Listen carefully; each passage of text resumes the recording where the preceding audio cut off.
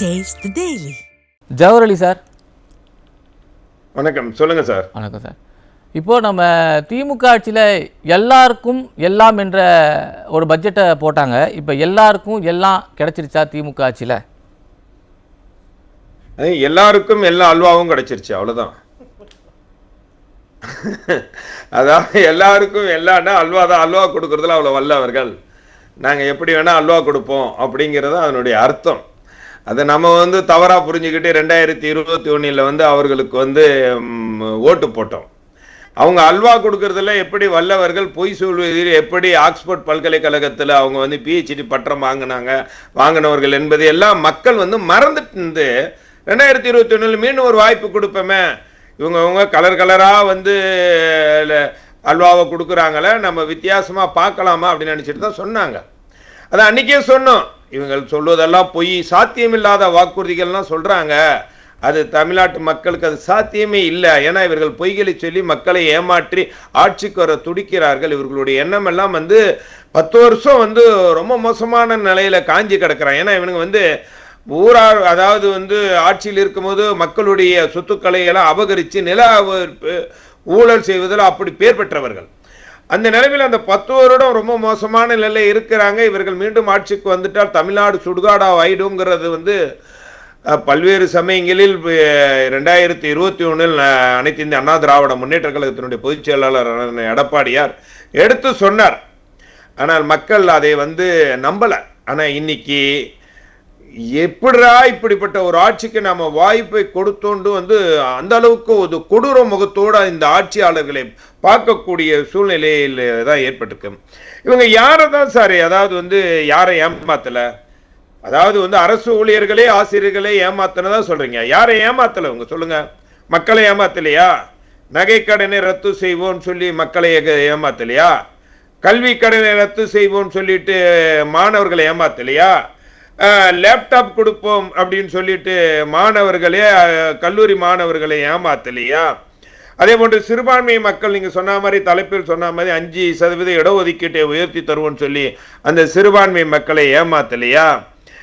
யாருதான் மாதம் மாதம் மின் கட்டணத்தை நாங்கள் கொண்டு வருவோம், இப்படி ஒன்று, அதாவது சொன்ன வாக்குறுதிய நிறைவேற்றாததுங்கிறது ஒரு சூழ்நிலை. ஆனால் நாங்கள் எந்த சொத்து வரியை உயர்த்தவே மாட்டோம்னு ஒரு வாக்குறுதியை கொடுத்துட்டு அதை உயர்த்தினாங்க தெரியுமா? அதுதான் இந்த திராவிட மாடல் ஆட்சியினுடைய லட்சணம். இல்ல அவரு முதல்வர், தமிழக முதல்வர் சார், தமிழக முதல்வர் மு.க. ஸ்டாலின் என்ன சொல்றாருன்னா, நாங்க சொல்றதை தான் செய்வோம், சொல்லாததையும் செய்வோம் சொல்றாரு. அதனாலதான் அதெல்லாம் ஏத்திருக்காரு. வருமோ அதுதான், சொன்னது செய்வோம், சொல்லாதையும் செய்வோம், மக்களை ஏமாத்தும். எத்தனை காலம்தான் ஏமாற்றுவார் இந்த நாட்டிலே? சொந்த நாட்டிலேன்ட்டு ஒரு பாட்டு ஞாபகத்து, உத்தமர் போலவே நடிக்கிறார் அவர், ஊர்களுடைய மக்களுடைய கொள்ளை அடிக்கிறாருங்கிறதுல இந்த ஆட்சியாளர்களுக்கு பொருத்தமான பாட்டை அன்றைக்கே பாடிட்டு போயிட்டாங்க. அதனால இந்த ஆட்சி இப்போ இந்த ஜாக்டோ ஜியோ அவங்க யாரு, ஏதோ இந்த அரசாங்கத்துக்கு இந்த ஆட்சி வருவதற்கு காரணமாக இருந்தவர்கள். அன்றைக்கு 2021க்கு பிறகு முன்பாக அரசு ஊழியர்கள், கொரோனா காலத்தில் அரசு ஊழியர்களுக்கு அதாவது முழு சம்பளத்தை கொடுத்த அரசாங்கம் அதிமுக ஆட்சி. கொரோனா காலம் என்பது தமிழகத்திலே வருவாய் எதுவுமே இல்லாத சூழ்நிலையில கூட 7 மாசம் முழு சம்பளத்தையும் கொடுத்த அரசு அதிமுக. ஆனா அந்த சூழ்நிலையில இவர்கள் பொய் சொன்னாங்க, ஆட்சிக்கு வந்துவிட்டால் நாங்கள் பழைய ஓய்வூதிய திட்டத்தை கொண்டு வருவோம், அதாவது ஆசிரியர்களை பணி நிரந்தரம் செய்வோம், செவிலியர்களை பணி நிரந்தரம் செய்வோம். இதையெல்லாம் நம்பிதான் அவர்கள் அந்த ஜாக்டோ ஜியோனா யார், ஏதோ வெளிநாட்டு அமைப்போ வேற இதில் அதிமுகவுக்கு சார்ந்த அமைப்பு இல்லை. அந்த அமைப்பு அரசு ஊழியர்களுக்காகவும் ஆசிரியர்களுக்காகவும் காலகாலமாக போராடக்கூடிய ஒரு அமைப்பு.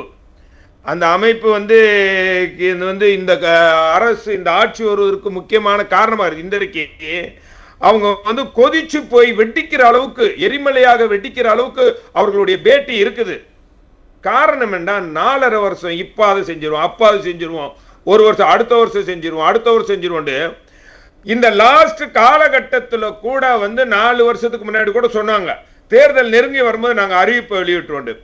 அப்புறம் கடைசியில் பார்த்தா தலைமைச் செயலகத்தில் கூப்பிட்டு அமைச்சர் 3 அமைச்சர்கள் கூப்பிட்டு அவங்க எவ்வளவு எப்படி நடிக்கிறாங்கன்னு பாருங்க. 3 அமைச்சர்கள் கூப்பிட்டு உங்க கோரிக்கையை என்ன சொல்லுங்க, நாங்கள் அதிகாரிகள் ஆலோசிக்கிறோம். அட பாவீங்களா, இவ்வளவு காலம் உங்க கோரிக்கையை வலியுறுத்தி எத்தனை போராட்டம் ஆர்ப்பாட்டம் நடத்தி மக்களுக்கு அந்த 10 அம்ச கோரிக்கையை வலியுறுத்தி எத்தனை பேர் முதலமைச்சர்கிட்ட கொடுத்திருக்காங்க.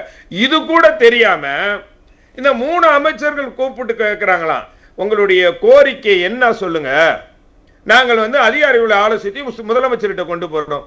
இது கூட தெரியாம இவங்க ஆட்சியில் இருக்கிறாங்க.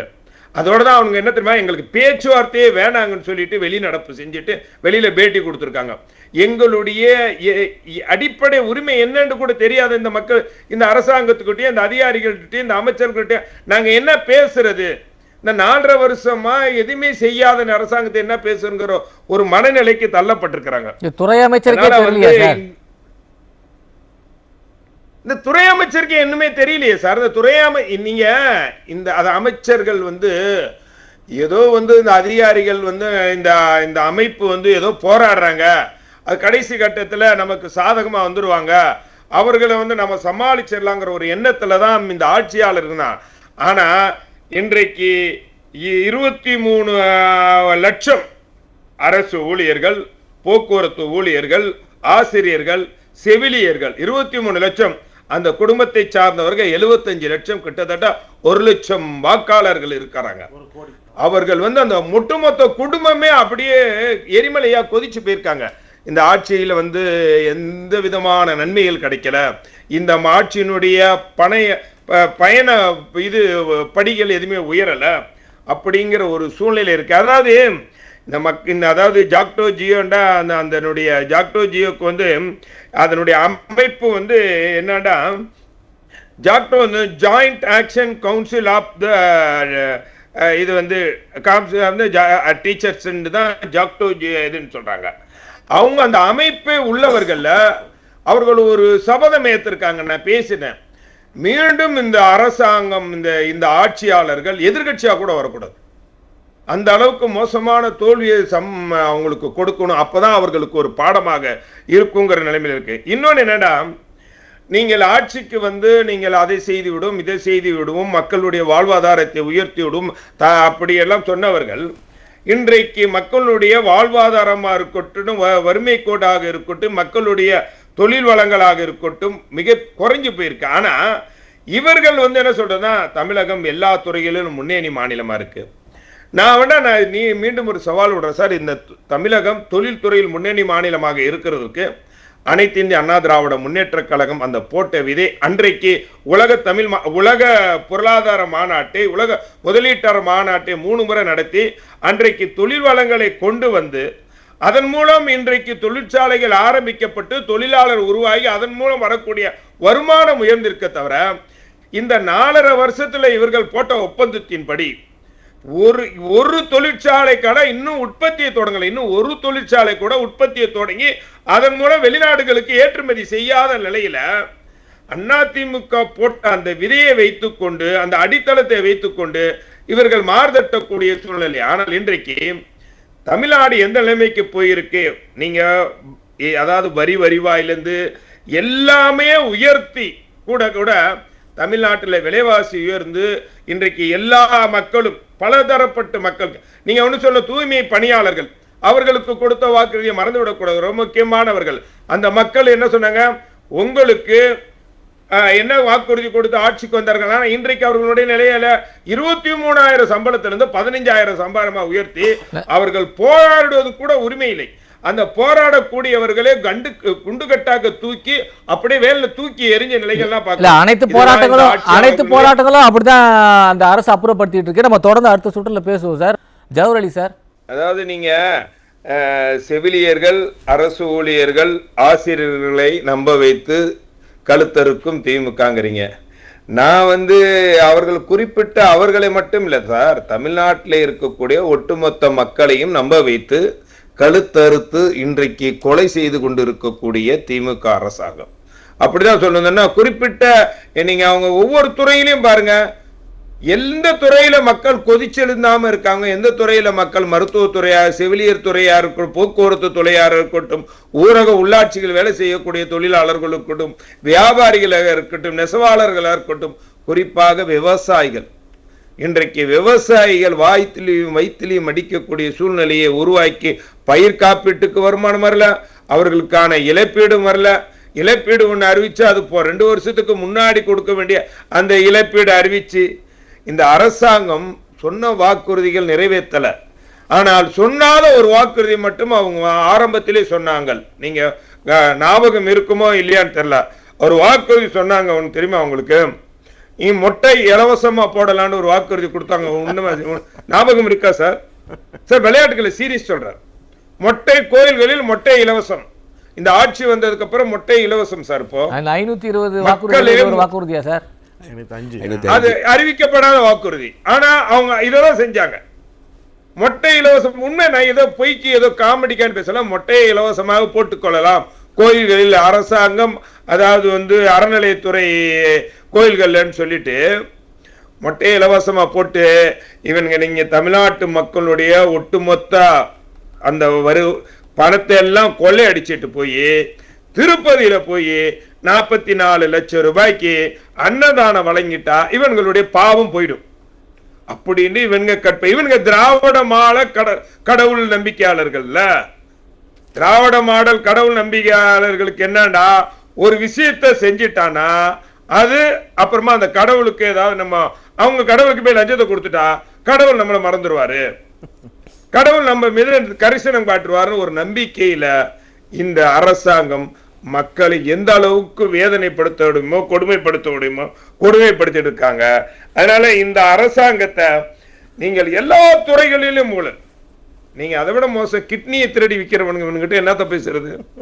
எதுல நியாயம் இருக்கா? நியாயம் இருக்கா? நண்பர் கூட சொன்னாரு, இன்றைக்கு தூய்மை பணியாளர்களாக இருக்கட்டும், செவிலியர்களுக்கு, அரசு ஊழியர்கள், அவர்களுடைய நிலைமை நாங்க கொடுத்தோம், கடனாச்சு. என்ன லாஜிக் ஒரு பேசுறாரு நம் நண்பர் தெரியல. எல்லாமே ஊழல்கள் மூலியமாக இன்றைக்கு மக்கள் கொதிப்படிஞ்சிருக்காங்க. இதுக்கெல்லாம் முடிவாகாலம் 2026 தெரிய போகுது. இந்த ஆட்சியினுடைய அவலங்களுக்கெல்லாம் முடிவு கட்ட நாளாக அந்த ஏப்ரல்ல மே மாசம் இருக்கும். அது வரைக்கும் இவ்வளவு நாள் பொறுத்து இந்த ஆட்சியை பொறுத்து கொண்டவர்கள், அதற்கு பிறகு அந்த வெடிவு காலத்துக்காக நீங்கள் பொறுத்து கொள்ள வேண்டும். உங்களுக்கு நல்ல காலம் பிறக்கும். தமிழகத்தை ஒரு மிகச்சிறந்த மாநிலமாக, தமிழகத்தை வளர்ச்சி அடைந்த மாநிலமாக்க, தமிழ்நாட்டு மக்களை எல்லா வகையிலும் சந்தோஷமாக இருக்கக்கூடிய ஒரு முதலமைச்சராக அண்ணன் எடப்பாடியார் வருவார். உங்களுடைய பிரச்சனைகள், உங்களுடைய குறைகள் எல்லாவற்றையும் தீர்த்து வைப்பார். அந்த நம்பிக்கையோடு இருங்கள். தமிழகம் வளம் பெறும், செழுமை பெறும்.